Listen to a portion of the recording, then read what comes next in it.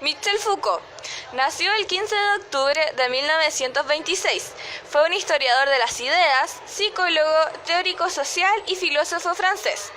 Dentro de sus principales obras se encuentran Historia de la locura en la época clásica, publicada en el año 1961, Las palabras y las cosas en el año 1960, La arqueología del saber en el año 1969 y Vigilar y castigar, publicada en el año 1975. Cabe destacar que su trabajo influyó en importantes personalidades de las ciencias sociales y las humanidades, falleciendo el 25 de junio de 1984 a causa de la enfermedad que padecía, que era el SIDA.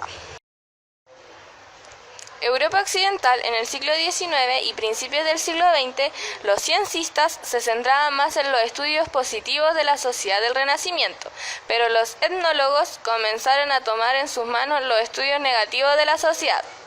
Es aquí cuando Foucault entra con la intriga de la segregación que existía hacia los llamados locos y cuestiona a los etnólogos respecto al por qué la sociedad no los integra en su sistema. Para entender un poco el contexto social vivido entonces, entenderemos que en Inglaterra y Francia se vivió la liberación de las personas en centros psiquiátricos, pero en el otro sector de Europa los locos eran considerados como convictos, pero al pasar de los años comienza a ser considerada como enfermedad.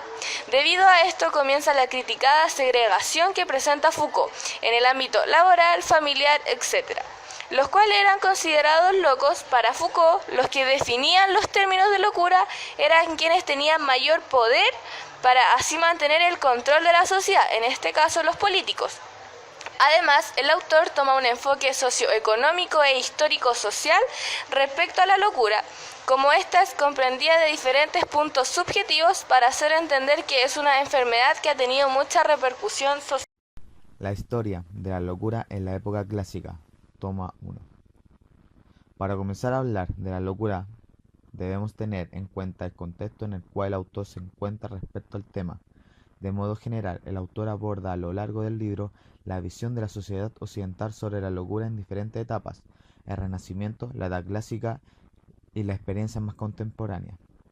Desde sus inicios, a la locura se le ha dado la atribución de ser la antítesis de la razón. Uno de los términos que vamos a encontrar durante el texto va a ser la exclusión social, la cual consiste en la separación del sujeto de la sociedad por ser considerado diferente o ser distinto a lo normal, los cuales son abandonados por la sociedad por no ser útiles, en los cuales en el texto son considerados locos. También el autor menciona que dentro de esta época los burgueses utilizaban el término de locura para todo aquel que fuera considerado asocial, tenía una visión sobre cómo debía estar constituida la sociedad. Y es aquí donde el internado juega un rol importante, ya que es aquí donde se internan a los asociales. De esta forma se provoca la segregación sobre las personas que provocan desorganización en la familia, desorden social y un peligro para la sociedad.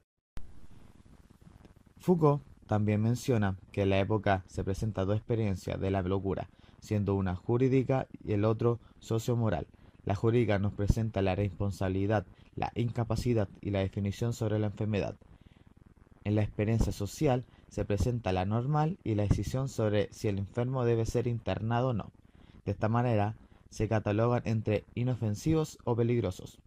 El inofensivo pasa por un estado de dependencia de un curador que decide si el internado o no.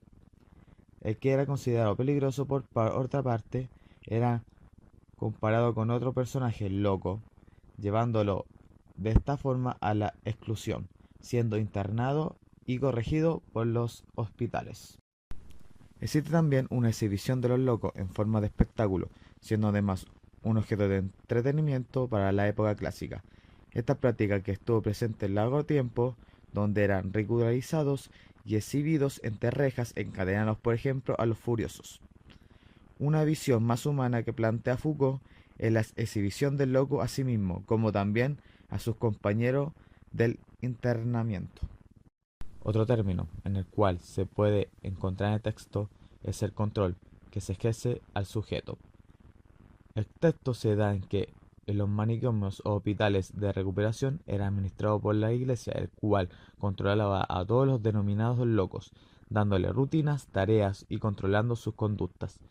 Esto se da en que los locos se consideran asocial, algo que no se puede dominar, algo fuera de lo común, un peligro para el Estado. La mayoría de los hospitales generales, los llamados insensatos, eran internados sin ningún tipo de distinción, se encontraban todos mezclados. Los más agitados se van a calabozos en habitaciones de muy malas condiciones, húmedos y muy mal proporcionados para los internados que estaban ahí. En este lugar, los furiosos se iban a salas separadas, y a los nombrados alienados, que eran incurables, los cuales se les relacionaban con los indigentes y los pobres, a los presos en sala de fuerza. Se recluían a los locos como una forma de impedir su desorden y poder mantener la paz social, donde no se les entrega un trato digno de un ser humano, vulnerando a los derechos que posee cada persona. Se les muestra indiferencia y la mejor solución es apartarlo de la sociedad. Durante esta época no hay nada más que la intervención del internamiento. Y en estas acciones se ocultaba una experiencia homogénea. Se nombra mucho en internados a los furiosos. El furor simboliza una de las acciones que se le denomina locura. A todos los que tenían un desorden de conducta y de corazón, de sus costumbres, acciones enemigas y suficientes para llevarlo a cabo el internamiento. Se les encerraba y se les privaba de su libertad, por tener patologías como la furia, sin tener un estudio previo si la persona puede ser enfermo o tener intenciones criminales. El secreto de la locura reside en la calidad de la voluntad y no en la integridad de la razón. Durante toda la Edad Media, durante largo tiempo, el curso de Renacimiento, la locura había estado ligada al mal, en forma de trascendencia imaginaria. Se comunica con él por las vías más secretas de la elección individual y de la mala intención. Para los hombres del derecho, la locura afecta esencialmente a la razón, alterando así la voluntad. Lo esencial es saber si la locura es real y cuál es su grado. Mientras más profunda sea, más será juzgada inocente a la voluntad del sujeto. En la época clásica la razón nace en el espacio de la ética, y es esto lo que da el reconocimiento de la locura en esta época su estilo particular. Toda locura oculta una opción, como toda razón una opción liberalmente efectuada. La razón se afirma como decisión contra toda la sinrazón del mundo, con la clara conciencia de que todas las ocurrencias más frecuentes de la vida ordinaria son vanas e insignificantes. El fondo de la sinrazón es lo esencial para la época clásica a la hora de definir la locura. Es el espacio que la hace posible. Es como si la razón marcara el borde entre dos espacios. Dentro de esta, los hombres razonables, todo lo que no raciona queda excluido, fuera del mundo social, recluido en el asilo. También la locura es señalada, marcada como escándalo, no como enfermedad. Se la mira como un animal zoológico, como un objeto, algo no humano. El criterio de animal marca la locura en el siglo XVIII. Ese grado cero en la naturaleza humana. El loco no es un enfermo, es un animal. Por lo tanto, la doma y el embrutecimiento son los métodos para su dominación.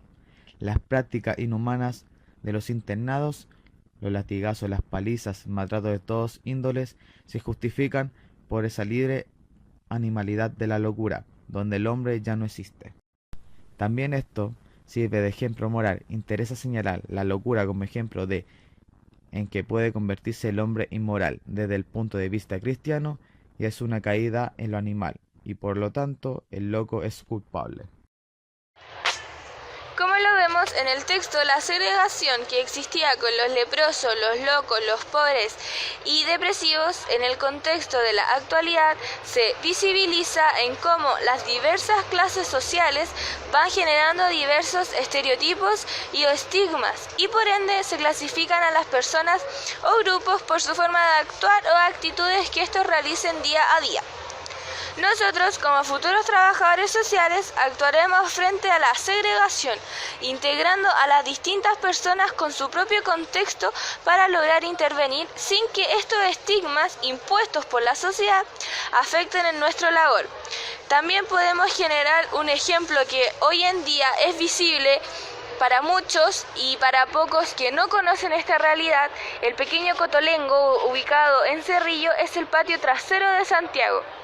Abarcando el contexto de Foucault, sería el sector segregado, al igual que en la época del Renacimiento.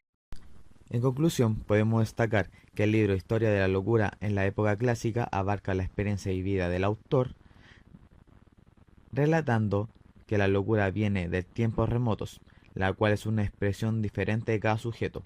También la cordura representa la razón, la cual se desarrolla a la espalda de la locura, y viceversa, ya que cada una puede ser razonable, si no tiene algún porcentaje o algo de locura en nuestras vidas.